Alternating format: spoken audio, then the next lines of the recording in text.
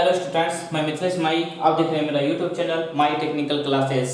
ये जो होगा लेक्चर वीडियो ट्रायगोमेट्री, इनवर्स ट्रायगोमेट्री फंक्शन का फर्स्ट वीडियो में हमने फार्मूला को प्रूव किया, फार्मूला के बारे में कॉन्सेप्ट दिया स्टूडेंट। ये सेकंड वीडियो है उसके बाद का वीडियो जिसमें हम ऑब्जेक्टिव न्यूमेरिकल सॉल्व करेंगे स्टूडेंट्स, प्रिंसिपल वैल्यू से रिलेटेड क्वेश्चन को। तो देखिए स्टूडेंट्स, पहला क्वेश्चन आपके सामने है, कहता है कि find the principal value of the following.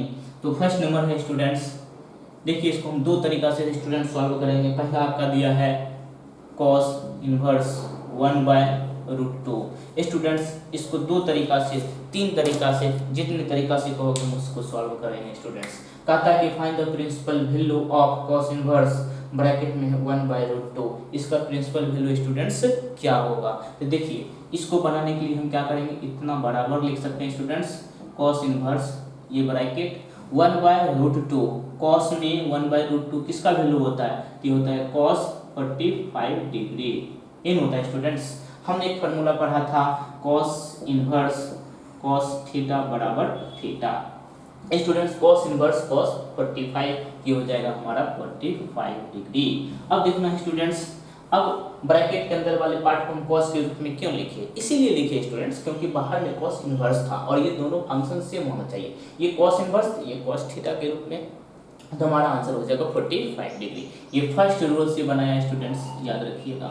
और हम देख रहे हैं कि cos थीटा का जो रेंज है 0 से 180 है और 0 से 180 के बीच में ही 45 डिग्री आता है। इसका मतलब ये मेरा आंसर सही है। इसको रेडियन फॉर्म में लिखेंगे तो π/4 हो जाएगा ना स्टूडेंट्स। सेकेंड रूल देखिए इसका, cos इनवर्स 1/√2 है, इतना बराबर स्टूडेंट्स हम y मान लेते हैं। जब ये cos इनवर्स उस पार जाएगा तो स्टूडेंट हो जाएगा ये cos y equal to 1/√2। Students हम इसको 1/√2 को लिखेंगे cos के रूप में cos 45 डिग्री। यहाँ से cos और cos स्टूडेंट कट जाएगा, y बराबर 45 डिग्री यानी π/4 स्टूडेंट्स लिख रहे हैं। तो इस दो तरीके से हमने क्वेश्चन को सॉल्व किया और इस तरह से हम प्रिंसिपल वैल्यू फाइंड करते हैं। अगर यही वैल्यू 0 और पाई के बीच में नहीं आता तो हम कुछ अलग ट्रिक अपनाते हैं स्टूडेंट्स, ठीक है। और एक तीसरा ट्रिक स्टूडेंट्स है कि देखिए cos का जो एंगल है क्या है, पॉजिटिव है। तीसरा ट्रिक, cos का एंगल क्या है स्टूडेंट्स, पॉजिटिव है। इसका मतलब है कि cos पॉजिटिव कहाँ हो सकता है? cos पॉजिटिव फर्स्ट कोऑर्डिनेट में होगा या तो फोर्थ कोऑर्डिनेट होगा। कोऑर्डिनेट मैंने पढ़ाया था कि cos पॉजिटिव कहाँ हो सकता है, या तो फर्स्ट में होगा या तो फोर्थ में होगा। होगा कि नहीं? हमने बतलाया था कि फर्स्ट में नो चेंजिंग, 0 से π/2 के बीच में आए तो किसी प्रकार का चेंजिंग नहीं करना है। हमारा वैल्यू देखिए स्टूडेंट्स 0 से π/2 के बीच में ही है ना, 45 डिग्री कहाँ होगा, फर्स्ट कोऑर्डिनेट में नहीं होगा क्योंकि फर्स्ट कोऑर्डिनेट हमारा है 0 से 90 तक। अच्छा, अब कोई स्टूडेंट कहेगा क्या सर ये फर्स्ट में भी पॉजिटिव होता है और फोर्थ में भी पॉजिटिव होता है। तो स्टूडेंट हमने बतलाया था फर्स्ट में नो चेंजिंग, लेकिन फोर्थ कोऑर्डिनेट में क्या होता है? फोर्थ कोऑर्डिनेट में होता है 2π - थीटा। अभी बताया था ना फार्मूला, जो इससे पहले वाला फार्मूला था उसमें जाके देखिएगा तो मैंने बतलाया था कि फोर्थ कोऑर्डिनेट में अगर कोई वैल्यू है तो आपका जो आंसर आ रहा है उस आंसर को 2π में से माइनस करना होगा।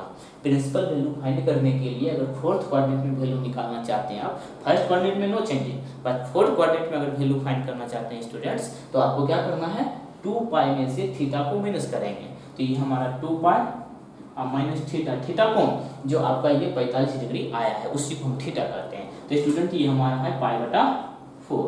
इसको जब कैलकुलेशन करेंगे तो 4 दूनी 8, 8 में से 1 जाएगा यानी 7π/4। मतलब यहाँ पे स्टूडेंट देखिए हमारा cos का वैल्यू π/4 आ रहा है, यहाँ cos का वैल्यू भी π/4 आ रहा है, यहाँ भी cos का वैल्यू फर्स्ट कोऑर्डिनेट में π/4 ही आया, लेकिन फोर्थ कोऑर्डिनेट में स्टूडेंट 7π/4 आया। तो कहोगे कि दोनों सही है, बिल्कुल दोनों सही है, लेकिन हमें रेंज पे अगर जाएंगे तो स्टूडेंट ये गलत हो जाएगा। क्यों? क्योंकि cos का जो रेंज होता है 0 से π के बीच होता है। अब बताइए इसको जो सॉल्व करिएगा स्टूडेंट्स, यहाँ है आपका 7/4 पाई। 7/4 देखिए कितना है, पाई से ज़्यादा है स्टूडेंट्स, मतलब इसकी क्रॉस कर जाता है, इसके बीच में नहीं है, इसी के बीच में होना चाहिए था वैल्यू, लेकिन ये उससे ज़्यादा है, इसीलिए हमारा आंसर नहीं हो सकता स्टूडेंट, पाई से ज़्यादा वैल्यू है, इसीलिए हमारा आंसर क्या होगा, π/4। 4। चलिए सेकंड क्वेश्चन की तरफ।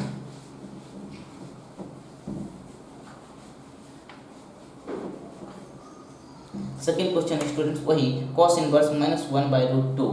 सेकेंड है स्टूडेंट्स cos इनवर्स -1/√2। इसका वैल्यू प्रिंसिपल वैल्यू फाइंड करना है स्टूडेंट्स। तो इसको हम लिख सकते हैं स्टूडेंट्स, देखिए -1/√2 है ना। तो इसको एक काम करिए, दो तरीके से इसको सॉल्व करेंगे। cos का एंगल माइनस हो ना, तो इसको हम लिखते हैं पाई माइनस cos इनवर्स 1/√2 होगा कि नहीं। एक फार्मूला बतलाया था ना, कौन सा, कि अगर cos इनवर्स -x हो तो इसको लिखते हैं pi minus cos inverse x ना। इसीलिए cos इनवर्स -1/√2 है तो इसको लिखेंगे pi minus cos inverse 1/√2। Students ये देखिए क्या हो जाएगा, पाई माइनस cos इनवर्स, ये जो 1/√2 है इसको स्टूडेंट लिखेंगे cos 45 डिग्री, पाई माइनस ये cos खत्म हो जाएगा 45 डिग्री, यानी पाई माइनस पाई/4। इसको तब स्टूडेंट सॉल्व करेंगे तो हो जाएगा 4 पाई में सीख जाएगा, यानी 3 पाई/4। ये स्टूडेंट्स हमारा आंसर होगा। क्यों, क्योंकि ये 0 से पाई के बीच में क्या नहीं है 180। ये देखिए 3 गुना 45, इसको गुना कर दीजिए, 5 3 15 4 3 12 13 135 डिग्री, जो कि किसके बीच में है स्टूडेंट्स, ये आपका 0 से पाई के बीच में है। एक दूसरा ट्रिक से स्टूडेंट्स इसको सॉल्व करने का प्रयास करते हैं और इसको आप समझिएगा। ये फर्स्ट रूल था और सेकेंड रूल, cos इनवर्स -1/√2 बराबर मान लेते हैं स्टूडेंट्स y। ये हो जाएगा आपका cos y बराबर -1/√2 होगा, क्योंकि माइनस बच जाएगा। माइनस में है, माइनस में आपको दिक्कत हो रहा है, इस माइनस को हम इधर कर लेते हैं। ये हो जाएगा minus cos y equal to 1/√2 होगा। अच्छा स्टूडेंट्स इसको हम क्या लिख सकते हैं, बराबर इसको स्टूडेंट्स लिख सकते हैं cos 45 डिग्री, cos 45 डिग्री। उसके बाद स्टूडेंट्स इसको हम लिख सकते हैं cos माइनस y बराबर cos 45 डिग्री। सही चल रहा है ना। अब देखिए स्टूडेंट्स ये cos यहाँ पे y है स्टूडेंट्स ना। अब या तो एक काम करता हूँ, इसको हटा देता हूँ, cos कटा देंगे तो -y बराबर 45 डिग्री, इसीलिए y बराबर -45 डिग्री यानी -पाई/4। आपका y का वैल्यू जो आया है स्टूडेंट सेकेंड रूल से -पाई/4 आया है। क्या -पाई/4 जो है वो cos के रेंज के बीच में आ रहा है। cos का रेंज क्या था, cos का रेंज था स्टूडेंट्स 0 से पाई यानी पॉजिटिव, यानी 0 से पाई ही था। मतलब ये मेरा कोऑर्डिनेट है, ये 0 और ये पाई, यहाँ से यहाँ तक वैल्यू था। लेकिन स्टूडेंट हमारा आंसर क्या आ रहा है, माइनस में आ रहा है। अब देखिए यहाँ पे एक ब्रह्मास्त्र यूज होने वाला है। ये तो फार्मूला था कि जब भी cos का एंगल माइनस हो तो हम लिखते हैं pi minus cos inverse x। लेकिन ये ब्रह्मास्त्र आपको काम न देगा, ये कोऑर्डिनेट है और cos का एंगल नेगेटिव है, यानी cos का वैल्यू नेगेटिव है। तो cos का वैल्यू नेगेटिव कहाँ कहाँ हो सकता है, फर्स्ट में तो नहीं होगा और फोर्थ में भी नहीं होगा, क्योंकि फर्स्ट में ऑल पॉजिटिव और फोर्थ में cos और sec पॉजिटिव। तो इसका मतलब है कि सेकेंड और थर्ड में cos नेगेटिव होगा ही। तो स्टूडेंट्स एक चीज ध्यान दीजिए कि सेकेंड और थर्ड दोनों में इसका वैल्यू निकाल लीजिए। सेकेंड में हमने क्या बतलाया था कि जो भी आपका थीटा का वैल्यू आया है उसमें माइनस करना होता है ना। तो हम इसमें क्या करेंगे स्टूडेंट, इसको माइनस करके देखेंगे। और थर्ड में क्या देखना होता है, पाई प्लस थीटा प्लस करके दोनों में वैल्यू आप फाइंड कर दीजिए। तो स्टूडेंट्स सेकेंड में हम क्या करेंगे, लिखेंगे पाई और माइनस। अब ऐसा नहीं करना कि ये माइनस चिन्ह है और इसको भी माइनस यहाँ पे दे देना तो माइनस माइनस प्लस हो जाएगा, ऐसा नहीं करना। माइनस ये हमें रिप्रेजेंट करता है कि वैल्यू सेकेंड या फोर्थ में थर्ड में होगा, यानी cos का जो वैल्यू नेगेटिव ये रिप्रेजेंट करता है, इसका वैल्यू या तो सेकेंड में होगा या तो थर्ड में होगा। लेकिन कैलकुलेशन में हम इस माइनस का यूज नहीं करते हैं, तो हम यहाँ पे पुट कर देंगे पाई/4। कैलकुलेशन करेंगे तो हो जाएगा 3 पाई/4। स्टूडेंट्स 3 पाई/4 कहाँ है, सेकेंड कोऑर्डिनेट में है और ये 180 0 और 180 के बीच में है, इसीलिए ये जो मेरा है सही है। यहाँ भी निकाल के देखना होगा स्टूडेंट्स। ये पाई अब प्लस पाई बटा 4, ये हो जाएगा 5 पाई बटा 4। 5 पाई बटा 4 स्टूडेंट पाई से ज़्यादा है ना, हमारा वैल्यू यहाँ से यहाँ तक ही है, लेकिन ये क्या हुआ थर्ड में आ गया, और थर्ड में स्टूडेंट्स कॉस का वैल्यू नहीं होता है, इसका रेंज 0 से पाई तक ही होता है। ये बिल्कुल गलत है, मतलब ये ज़्यादा करके रॉन्ग ही होता है, तो इसीलिए सही नहीं होगा। हमारा सही क्या होगा 3 पाई बटा 4। तो बताइए आपको 2 रोल और सारा रोल चाहिए नहीं, इतना से संतुष्ट करो, ज़्यादा बता दूंगा तो फिर आप लोगों ने चौथा रोल देख पता चलेगा चौथा रोल आता ही नहीं। थर्ड नंबर स्टूडेंट्स, अब स्टूडेंट्स साइन इनवर्स √3/2 ना, इसका वैल्यू निकालो स्टूडेंट्स। इसको हम फर्स्ट तरीके से लिखेंगे स्टूडेंट्स, पहला रूल साइन इनवर्स, इसको हम साइन के रूप में लिखेंगे। साइन 60 डिग्री का वैल्यू है स्टूडेंट्स बराबर हो जाएगा 60 फार्मूला से। कौन सा formula? Sine inverse into sine x बराबर x, 60 डिग्री यानी π/3। अब देखिए स्टूडेंट्स π/3 क्या रेंज के अंदर है? साइन का रेंज क्या होता है -π/2 से +π/2, -90 से +90, और ये -90 से +90 के बीच में है 60 डिग्री, इसलिए मेरा ये सही होगा। सेकेंड रूल स्टूडेंट्स, इसको लिखेंगे साइन इनवर्स √3/2 बराबर y, ये हो जाएगा स्टूडेंट्स साइन y बराबर √3/2। स्टूडेंट्स इसको हम लिख सकते हैं साइन 60 डिग्री, किसको? √3/2 को, साइन साइन कटा देंगे, y बराबर 60 डिग्री यानी π/3। ये भी रूल हमारा π/3 दिया और रेंज के अंदर आता है स्टूडेंट्स, ये भी सही है ना। ये और करके लिखो, ये फर्स्ट रूल था। अब देखिए और फिर तीसरा रूल स्टूडेंट्स, कोऑर्डिनेट वाला, coordinate no change pi minus theta pi plus theta 2 pi minus theta. Students sine का वैल्यू पॉजिटिव है, साइन का वैल्यू पॉजिटिव है, इसका मतलब है कि साइन कहाँ हो सकता है, या तो फर्स्ट में होगा स्टूडेंट, या तो सेकेंड में होगा, थर्ड में नहीं होगा, फोर्थ में नहीं होगा, इसलिए इसका हम चर्चा नहीं करेंगे। साइन का वैल्यू पॉजिटिव है, ब्रैकेट का बिना कैलकुलेशन किए वैल्यू पॉजिटिव है स्टूडेंट्स। हमने थीटा निकाला है, थीटा का वैल्यू आया है π/3, ये चीज ध्यान रखना है। फर्स्ट कोऑर्डिनेट में नो चेंजिंग, हम देख रहे हैं π/3 फर्स्ट कोऑर्डिनेट में चेंजिंग नहीं करना है, यही हमारा आंसर हो जाएगा ना। इसको हम मान लेते हैं θ1 θ2 सॉरी एक वैल्यू ये है स्टूडेंट्स, किसमें? फर्स्ट कोऑर्डिनेट में, और सेकंड कोऑर्डिनेट में हमको चेक करना है स्टूडेंट्स। क्यों चेक करना ही होगा? क्योंकि साइन का वैल्यू पॉजिटिव आया है, तो ये कह सकता है कि मैं या तो फर्स्ट में होगा या तो सेकंड में होगा, क्योंकि दोनों घर में हम पॉजिटिव हूं। देख रहे हैं ये वैल्यू पॉजिटिव दिखा रहा है एंगल।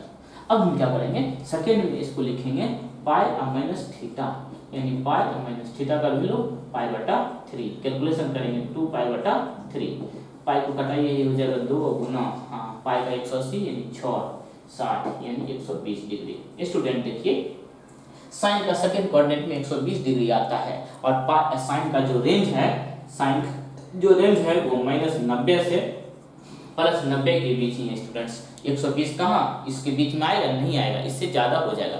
इसका मतलब है ये वैल्यू मेरा नहीं होगा प्रिंसिपल वैल्यू, मेरा प्रिंसिपल वैल्यू क्या होगा π/3 और ये कोऑर्डिनेट वाला रूल अपनाएंगे तो जो थीटा आया नो चेंजिंग फर्स्ट घर में है वही हमारा आंसर हो जाएगा स्टूडेंट्स। और सेकंड घर में हमने निकाल के दिखलाया, क्यों? क्योंकि साइन का वैल्यू पॉजिटिव आ रहा था, इसलिए हम वैल्यू तो निकालेंगे ही, और वैल्यू निकाले तो स्टूडेंट वो रेंज के अंदर में नहीं आया ना, रेंज के अंदर में नहीं आया, इसका मतलब है कि साइन का जो वैल्यू है वो फर्स्ट कोऑर्डिनेट में ही प्रिंसिपल वैल्यू देगा, तो रेंज को ही प्रिंसिपल वैल्यू कहा जाता है स्टूडेंट्स। अगला question fourth number, sine inverse -√3/2, ठीक है।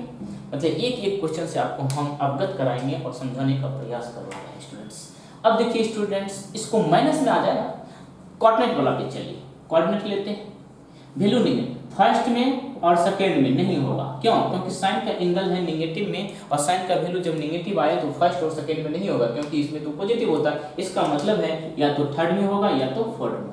थर्ड के लिए पाई प्लस थीटा करना होगा, और फोर्थ के लिए स्टूडेंट्स 2 पाई माइनस थीटा करना होगा एक चीज। अब देखिए स्टूडेंट्स हम इसका मतलब है कि √3/2 क्या है 60 डिग्री है, तो हम इसमें लिखेंगे स्टूडेंट्स पाई प्लस π/3। ये तो पता चल गया ना कि साइन में किसका वैल्यू है, 60 डिग्री का, पाई बटे 3 का। तो हम क्या करेंगे, पाई में पाई बटे 3 को जोड़ देंगे स्टूडेंट, ये हो जाएगा 3 1 4 यानी 4 पाई बटा 3। अब स्टूडेंट्स इसको जब सॉल्व करिएगा तो पता चलेगा इस रेंज में है ही नहीं। क्यों? क्योंकि हमारा रेंज है स्टूडेंट्स -π/2 से +π/2 होगा, नहीं होगा, बिल्कुल गलत है। थर्ड में चलते हैं स्टूडेंट्स, तो फोर्थ में यहाँ हो जाएगा 2 पाई माइनस π/3, ये हो जाएगा 3 दूना 6 यानी 5 π/3। ये तो और नहीं होगा। अब क्या करेंगे स्टूडेंट्स, अब ये खत्म। आपको समझाने का मैंने प्रयास किया था स्टूडेंट्स। अब देखिए इसमें ब्रह्मास्त्र रूट लगाना है। हमने बताया था फार्मूला में sine minus sine inverse minus x हो तो इसको लिखते हैं माइनस साइन इनवर्स एक्स, लिखते हैं ना, क्या लिखते हैं कि साइन इनवर्स माइनस एक्स हो तो इसको लिखते हैं माइनस साइन एक्स।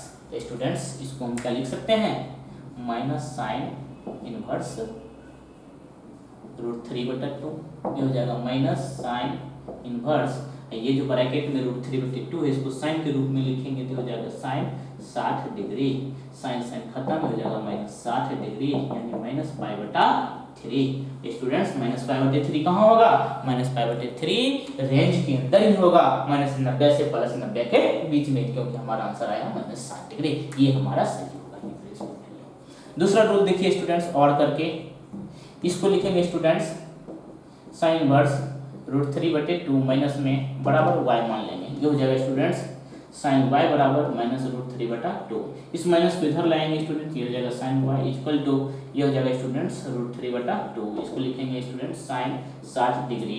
स्टूडेंट्स हम इसको लिख सकते हैं, ऐसे भी छोड़ सकते हैं, या फिर -y equal to sine 60 degree, यहाँ से साइन साइन कट जाएगा, -y बराबर 60 डिग्री, इसीलिए y बराबर -60 डिग्री, और -60 डिग्री किसके बराबर है, -π/3 का। दोनों रूल से प्रिंसिपल वैल्यू देखिए ये आया स्टूडेंट्स।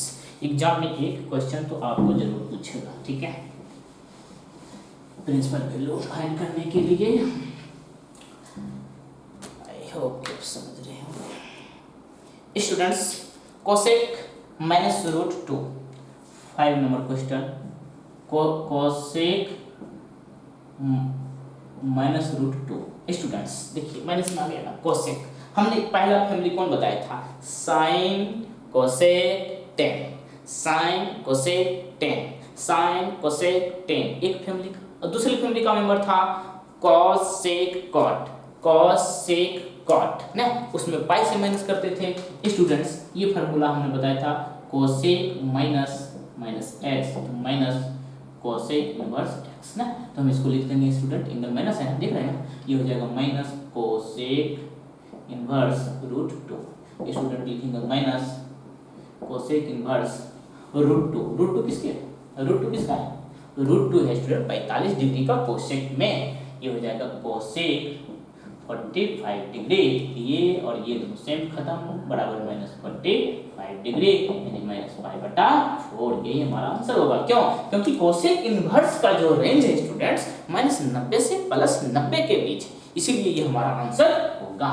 अथवा और दूसरा तरीका, कोसेक इनवर्स -√2 बराबर y मान लेते हैं, ये हो जाएगा स्टूडेंट्स कोसेक y बराबर -√2।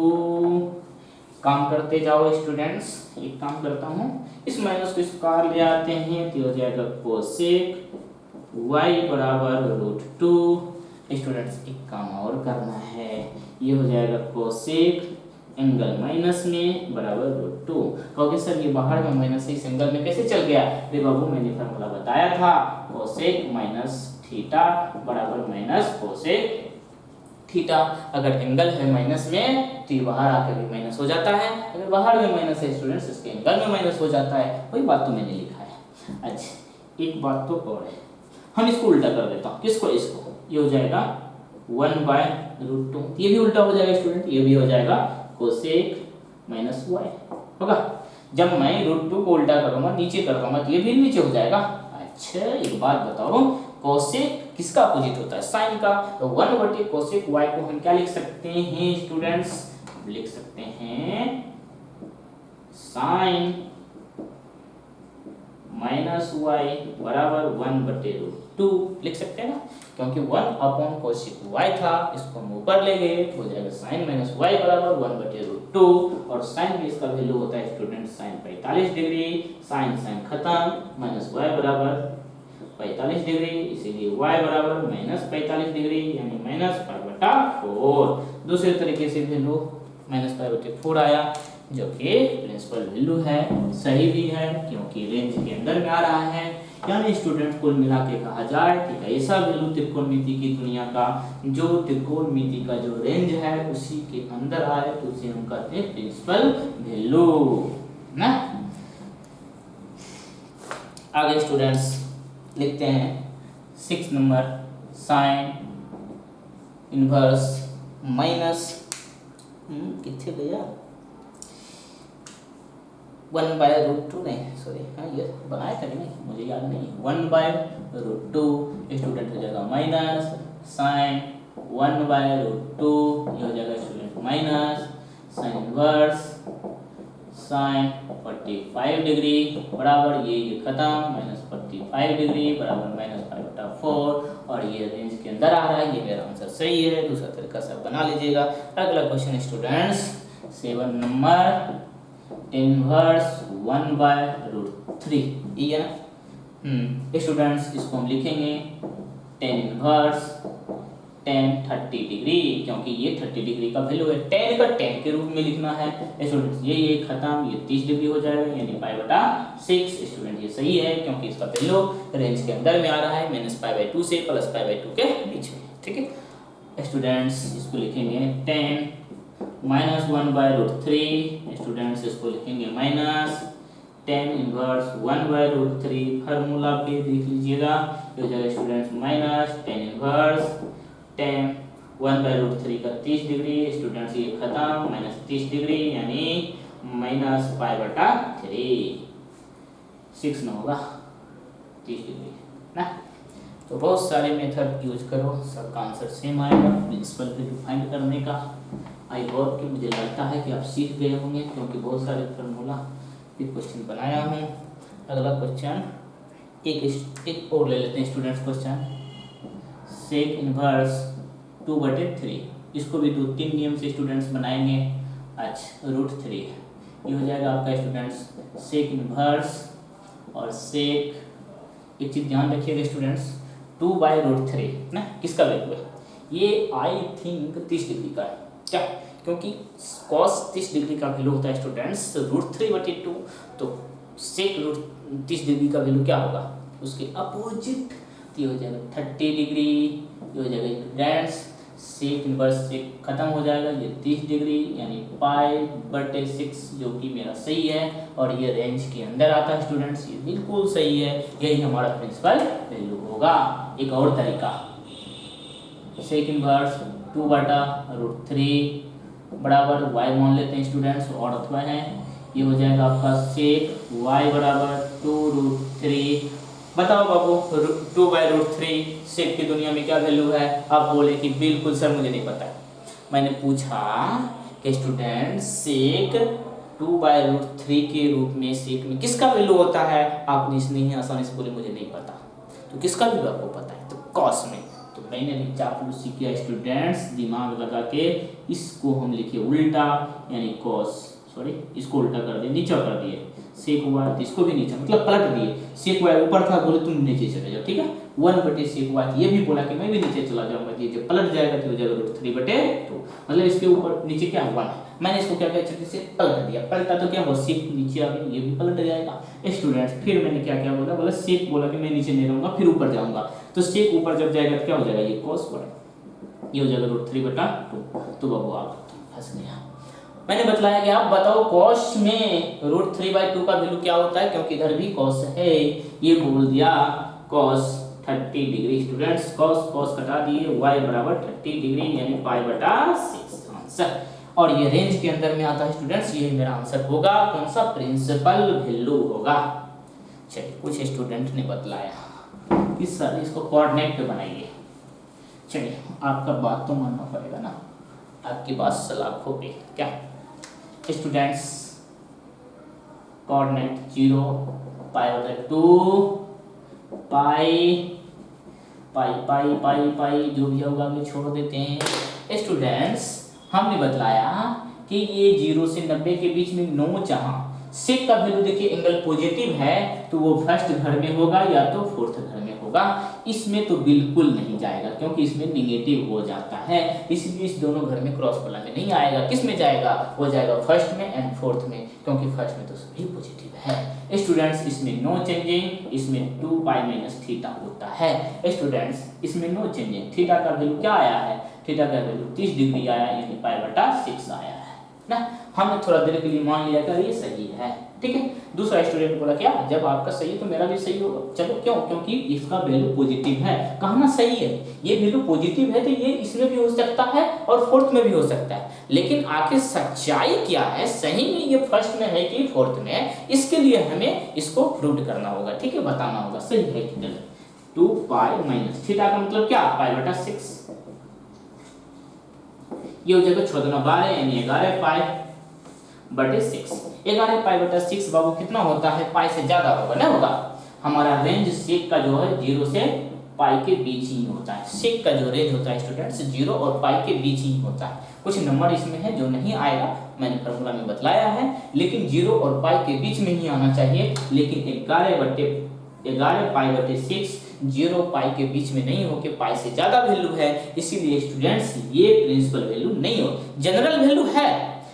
सेक का 2/√3 जनरल वैल्यू सही है, पाई बटे 6 भी सही है और 11 पाई बटे ये भी सही है, बिल्कुल दोनों सही है। अगर जनरल वैल्यू पूछे तो ये सही है। क्यों? क्योंकि कह सकते हो कि सेक का वैल्यू पॉजिटिव है, वो फर्स्ट में भी हो सकता है, फोर्थ में भी हो सकता है। इसका मतलब है सेक इनवर्स 2/√3 वैल्यू पाई बटे 6 और 11 पाई बटे 6 दोनों सही है। लेकिन इसमें एक कंडीशन आ जाए प्रिंसिपल वैल्यू का। जब ही प्रिंसिपल वैल्यू आता है ना तब कहता है नहीं हम रेंज के अंदर रहूंगा। यानी प्रिंसिपल वैल्यू की बात आएगा तो समझ जाना उसमें आपको रेंज मालूम होना पड़ेगा, यानी रेंज के अंदर ही आना पड़ेगा। यानी सेक का जो रेंज होता है 0 से पाई के बीच होता है स्टूडेंट्स, और इसका वैल्यू जो हम निकाले हैं, एक आया है पाई बटे 6, दूसरा आया है 11 पाई बटे 6। रेंज के अंदर में सिर्फ और सिर्फ पाई बटे 6 है, 11 पाई बटे 6 नहीं है, इसीलिए प्रिंसिपल वैल्यू नहीं होगा, ये जनरल वैल्यू है। प्रिंसिपल और जनरल वैल्यू दोनों हमारा पाई बटे 6, ठीक है। और पढ़ना स्टूडेंट्स, एक दो और क्वेश्चन बता देता हूं।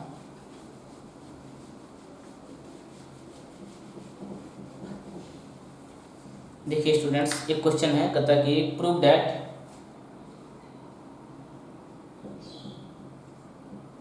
To sine inverse, last question होगा 3/5 इक्वल टू 10 इनवर्स 24/7। स्टूडेंट्स हमें इतना से इतना पुराना है ना, है साइन के रूप में, लेकिन इसको पुराना है स्टूडेंट 10 के रूप में। बहुत आसान है, ठीक है।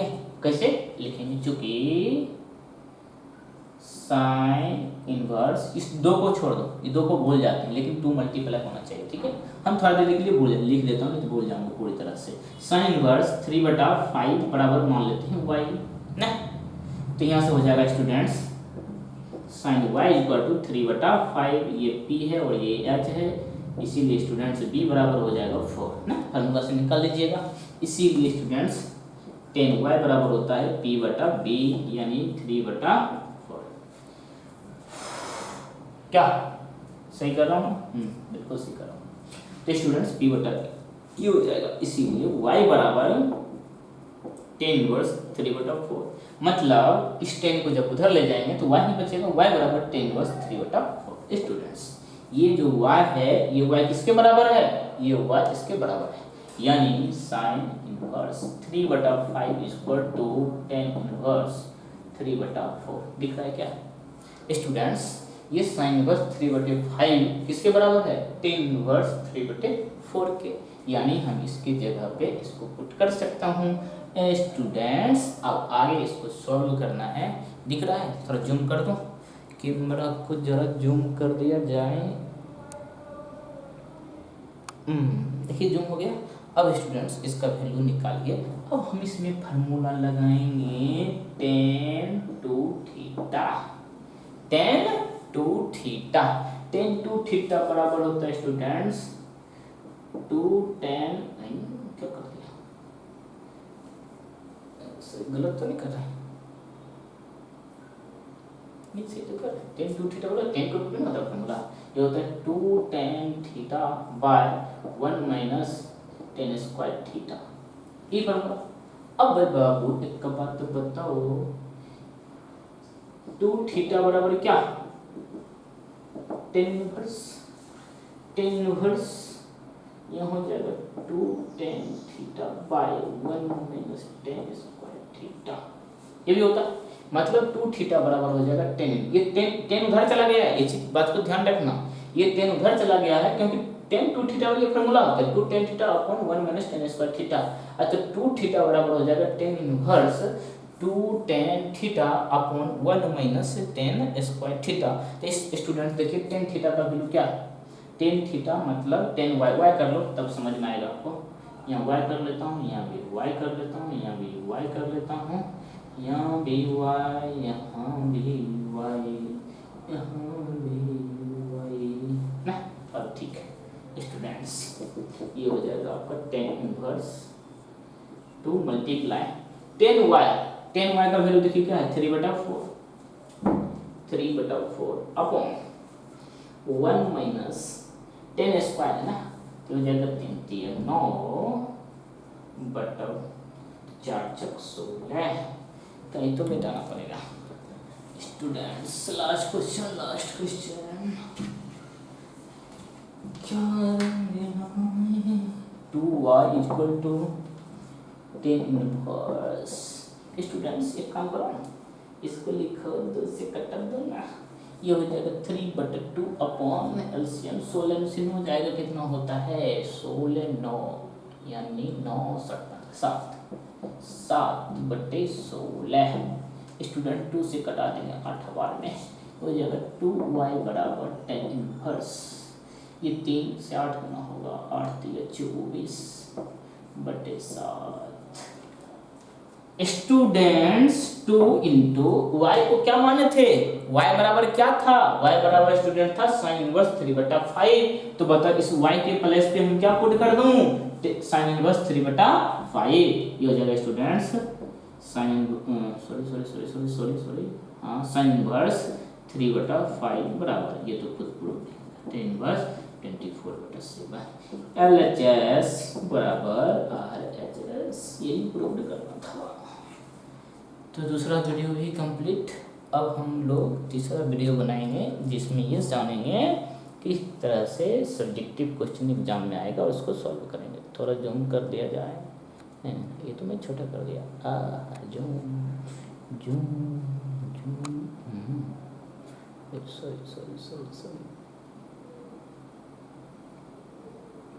हाँ ठीक है।